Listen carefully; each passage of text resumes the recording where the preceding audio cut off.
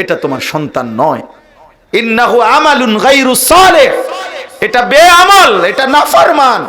নাফরমান মুমিনের সন্তান হয় না। মদখোর যুবক, তুই মুসলমানের বাচ্চা না। নেশাখোর যুবক, তুমি মুসলমানের সন্তান না। চরিত্রহীন লম্পট নারী উলঙ্গ ছবি, মোবাইলের অস্থির দৃশ্য যারা দেখো, জিনা ব্যভিচারের আড্ডায় কোন হারাম মেয়ের সাথে অসৎ সম্পর্ক করেছো, বাস্তব অর্থে প্রকৃত অর্থে কোরআনের ভাষায় তুমি কোন ইমানদারের বাচ্চা না বেটা। নাফরমান তুই বেটা, নাফরমান বেটা। নূহ আলাইহিস সালাম 950 বছর, 950 বছর এক টানা মানুষকে আল্লাহর দিকে ডাকছে। আমরা বললাম তো আমরা 2 দিনে ক্লান্ত হয়ে গেছি। আমরা 21 বছর, আমার ওয়াজের এই ছোট্ট বয়স 21 বছর, আজ ক্লান্তি ধরে গেছে শরীর, কোমরে সারাক্ষণ ব্যথা করে, গলায় 2 বার অপারেশন হয়েছে আমার, চোখে ছোট লেখা কম দেখি। তাইলে 21 বছরের ভিতরে যদি এতটা ক্লান্ত হয়ে যায়, এতটা রোগাক্রান্ত হয়ে যায়, 950 বছর তিনি মানুষকে আল্লাহর কথা বলছে। 950 বছর কোরআনের আয়াত, ফালাবিসা ফীহিম আলফা সানাতিন ইল্লা 50 আমা।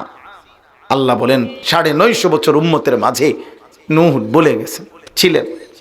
950 বছর পরে যেদিন তুফান শুরু হয়েছে, সেদিন শেষবারের মতো ওনার ছেলেটাকে, একটা ছেলে কেনান কাফের, হযরত নূহ আলাইহিস সালাম কোরআন শরীফে আছে, হাত তুলে আল্লাহকে বলছেন, আল্লাহ আর আমি কোনোদিন বলবো না মাওলা, 950 বছর আমি আপনার দিকে মানুষকে ডাকছি, একটা বান্দার কাছে শতবার গেছি, আপনার বান্দার কাছে আমি চেষ্টা করেছি জাহান্নামের আগুন থেকে বাঁচাইতে আপনার বান্দাদেরকে, বিনিময়ে আজ 950 বছর পরে শেষবারের মতো আপনার কাছে হাত উঠাইলাম, আমার ছেলেটা কাফের। তার মানে এটাই তো বলতে চাচ্ছে যে আপনি চাইলে তো ঈমান দিতে পারেন, পারে না? কথা বলে না। 950 বছরের অবদানের দিকে তাকাইয়া আল্লাহ চাইলে পারে না? মালিক বলছে না। কোরআনে আছে নূহ আলাইহিস সালাম হাত তুলে দোয়া করছে, রব্বি ইন্না ইবনি মিন আহলি ওয়া ইন্না ওয়া'দাকাল হক ওয়া আনতা আহকামুল হাকিমিন। আমার ছেলে মাওলা, আমার সন্তান এটা। আল্লাহ বলছে, ইয়া নূহ ইন্নাহু লাইসা মিন আহলি, হে নূহ এটা তোমার সন্তান নয়। ইন্নাহু আমালুন গায়রু সালেহ, এটা বেআমল, এটা নাফরমান। নাফরমান মুমিনের সন্তান হয় না। মদখোর যুবক, তুই মুসলমানের বাচ্চা না। নেশাখোর যুবক, তুমি মুসলমানের সন্তান না। চরিত্রহীন লম্পট নারী উলঙ্গ ছবি, মোবাইলের অস্থির দৃশ্য যারা দেখো, জিনা ব্যভিচারের আড্ডায় কোন হারাম মেয়ের সাথে অসৎ সম্পর্ক করেছো, বাস্তব অর্থে প্রকৃত অর্থে কোরআনের ভাষায় তুমি কোন ইমানদারের বাচ্চা না বেটা। নাফরমান তুই বেটা, নাফরমান বেটা, নাফরমান বেটা। 365 দিনে খোদার 1 বছরে বেটা একদিনও ফজরের নামাজ পড়লি না, তুই কোন মুসলমানের বাচ্চা বেটা? নাফরমান। মানুষের বাচ্চা এত বড় নিকৃষ্ট হয় কেমনে বেটা? মুসলমানের ঘরে জন্ম নিয়ে এত বড় হাইওয়ান কেমনে হই বেটা? কে তোর বাপ বেটা? তোর মা কে? তোর মালিক চিনাইলো না কেউ তোকে? 365 দিনে কল্পনা করো মিয়া, নাই এমন বাচ্চা যে মানুষের বাচ্চা এটা। তার বাপ কোথায়? তার মা কোথায়? তারে কেউ বলবে না আল্লাহর কথা। ওরা স্বপ্ন দেখতেছে, পোলা বড় শিক্ষিত হইতেছে, ভাত কতটি খাইব, বিয়া করব, ঢাকা শহরে বাসা নিয়ে থাকবো, সর্বোচ্চ বিয়ার পরে 6 মাস পরে বলবো, আব্বু আপনি তো জানেন আমাকে সকাল সকাল ভোরে ভোরে অফিসে চলে যেতে হয়, ও যদি না থাকে আমার একদম অসুবিধা হয়ে যাচ্ছে, হোস্টেলে আব্বু আমি আর কত খাবো, ব্যাচেলর আর কত থাকবো আব্বু, আপনি যদি বিষয়টা দেখতেন। শুদ্ধ মারে, বুঝেন নাই কথাটা? শুদ্ধ কয়, হ্যাঁ শুদ্ধ কথা বলতে বলতে ওই বুড়া বাপ মা আবার আগের মতো জীবন। আহা, আফসোসের ব্যাপার, আফসোসের ব্যাপার। আল্লাহ চিনাইলেন কই? এক 16 বছর বাচ্চাটা পড়লো, মুসলমানের বাচ্চা, একটা লাইন আল্লাহর কোরআন দেখে দেখে পড়তে পারে না। ওই বাচ্চা ছেলেটার দিকে দেখা, আরে মুসলমান, আপনারা যারা আল্লাহর কোরআন সাইয়া দেখে এক লাইন শুদ্ধ পড়তে পারেন না, আপনাদের ঘৃণা হওয়া উচিত, লজ্জা হওয়া উচিত। সেই আপনারা লজ্জা, এটা আপনাদের জন্য মিয়া, বেইজ্জতি এটা আপনাদের মিয়া, আপনাদের মুসলিম পরিচয়ের জন্য এটা লজ্জা। ওই মাত্র 12 বছর বা আরে 8 বছর 9 বছর হইব নয় বাচ্চাটার বয়স, ও হাফেজে কোরআন, ও রবের এই পুরা কালামের তার কলিজার মধ্যে, সিনার মধ্যে আসমানওয়ালারে যেন বলছে, মাওলা আপনার কালামটা আমারে দেন, আমি নেই। আল্লাহ বলছে, নে তোরে দিলাম।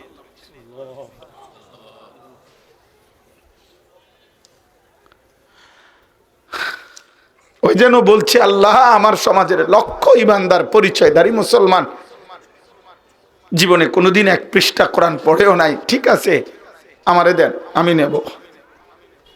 আল্লাহ বলছে, ঠিক আছে বান্দা তুই নে।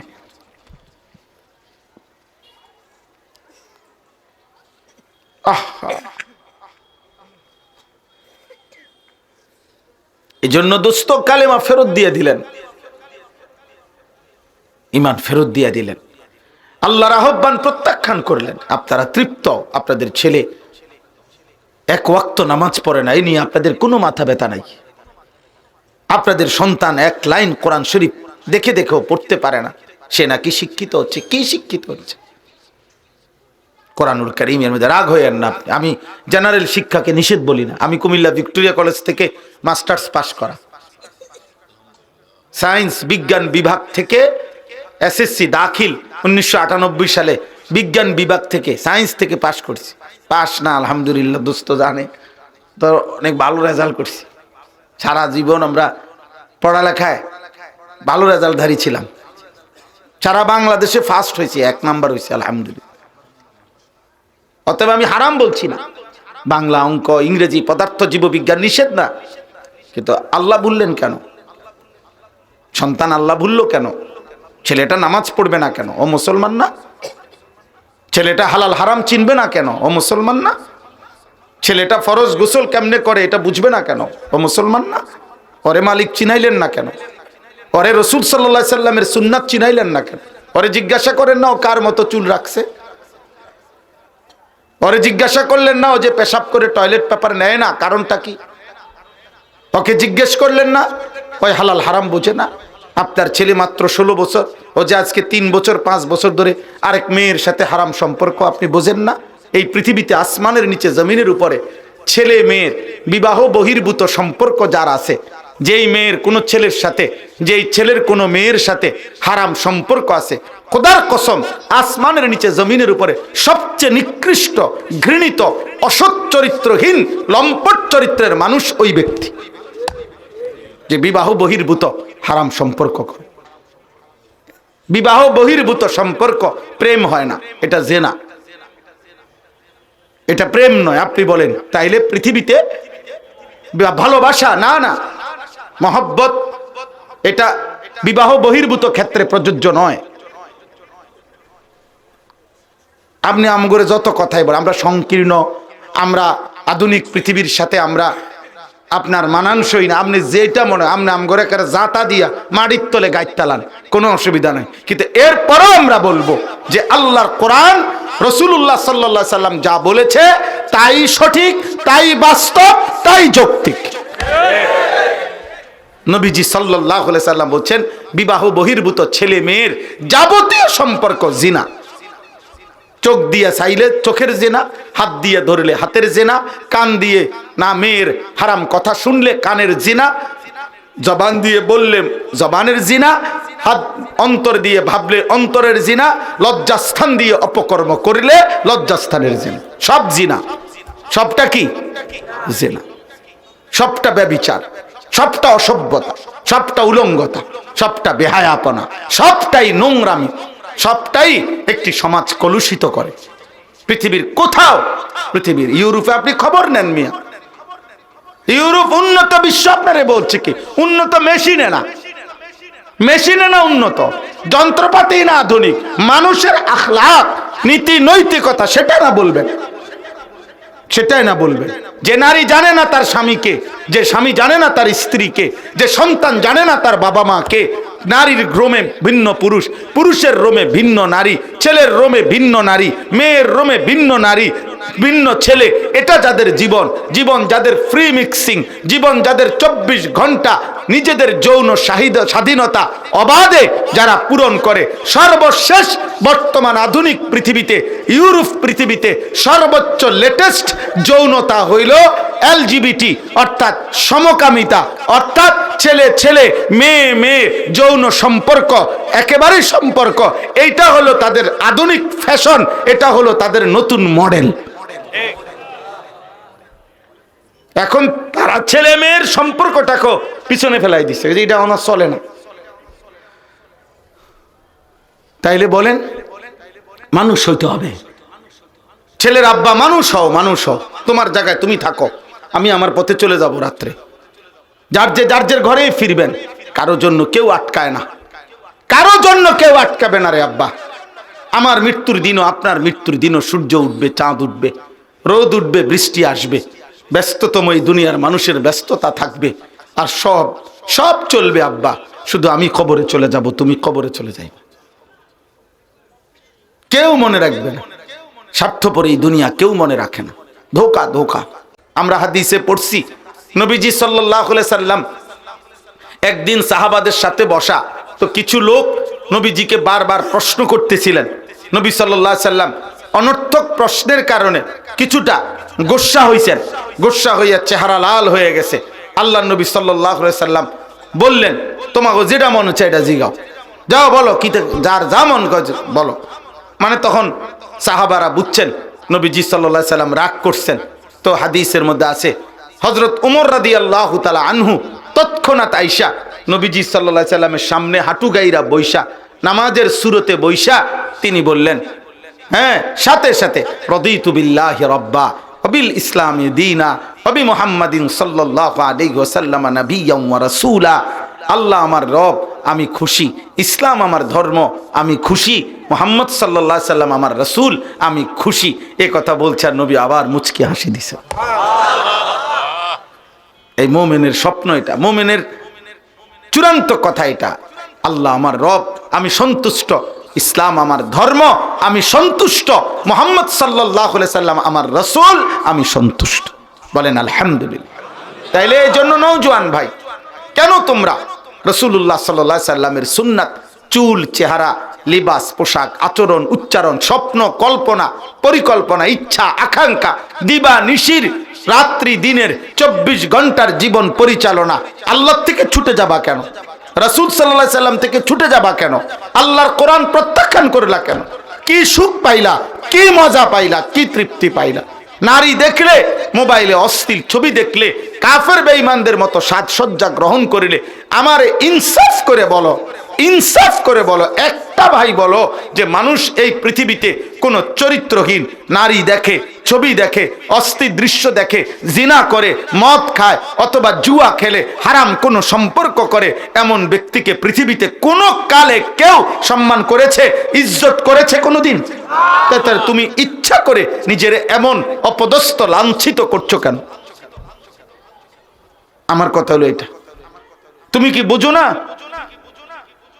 আল্লাহ নবী সাল্লাল্লাহু আলাইহি সাল্লাম বলেন, লা ইয়ামবাগি লিল মুমিন আন ইয়াযুল্লা নাফসাহু, কোন মুমিনের জন্য সমীচীন, উচিত নয় নিজেকে নিজে অপমানিত করা, অপমানিত করা। আল্লাহ নবী সাল্লাল্লাহু আলাইহি সাল্লাম বলেন, আল্লাহ কোরআনে বলেন, ওয়ালা তুলকু বিআইদিকুম ইলা তাহলুকা, তোমরা নিজেকে নিজে ধ্বংসের দিকে ঠেলে দিও না, ঠেলে দিও না।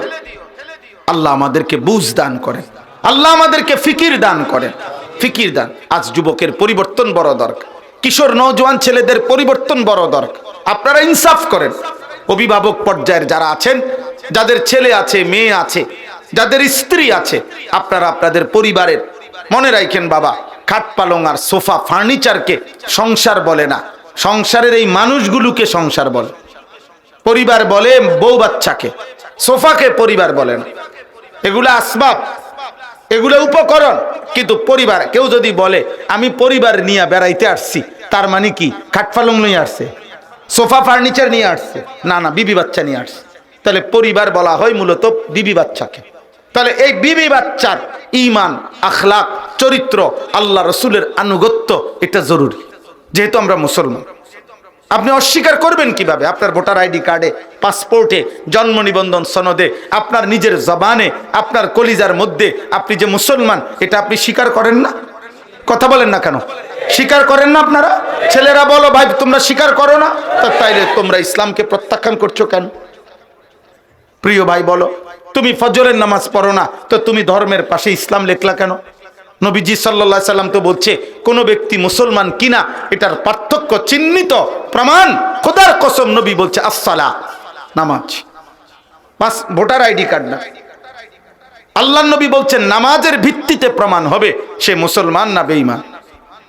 মান তারাকা সালাতাম মুতাআম্মিদান ফাকাদ কাফারা, বিশুদ্ধ হাদিস।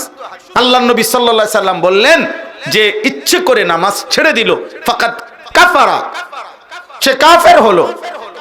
আমার শায়েখ আল্লামা মুফতি মুশতাকুর নবী কাসেমি হযরত বলেন, মুহাদ্দিসিনদের ভাষায় এই শব্দের আরো ব্যাখ্যা আছে, কিন্তু ব্যাখ্যা তো পরে হবে বেটা, আগে তরজমা বলেন। ফাকাদ কাফারার প্রথম তরজমাটা কও, তরজমাটা কি? সে কাফের হলো, নবীজি বলছেন। তাইলে বলে আল্লাহর নবী সাল্লাল্লাহু আলাইহি সাল্লাম বলছেন ইন্নাল আহদাল্লাযী বাইনানা ওয়া বাইনাহুম তারকুস সালাহ। নবীজি কাফেরদেরকে লক্ষ্য করে বলছে পৃথিবীর সমস্ত কাফেরদের সাথে আমরা ইমানদারদের একটি চুক্তি, যে চুক্তি নবীজি চুক্তি করে গেছে, বলছে আমি একটা চুক্তি করে গেলাম তোদের সাথে যে তোমরা সেজদা দিবা না আর ইমানদার সেজদা দিবে। এই কথার উপরে আমি শপথ করে গেলাম, আমি রাসূল চুক্তি করে গেলাম, এটাই হবে যুগে যুগে, যে বেঈমান সেজদা দিবে না আর আমার ইমানদার উম্মত সেজদা দিবে।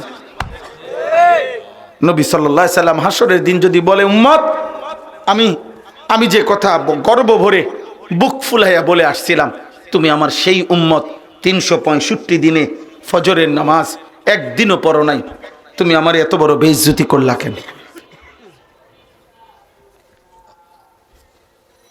গত 1 বছরে তুমি কোনোদিন 5 ওয়াক্ত নামাজ পড়ে নাই, তুমি আমার উম্মত, আমার কাছে সুপারিশের জন্য আসলা কেন? লজ্জা করে না? আল্লাহ আমাদেরকে বিবেক দান করে।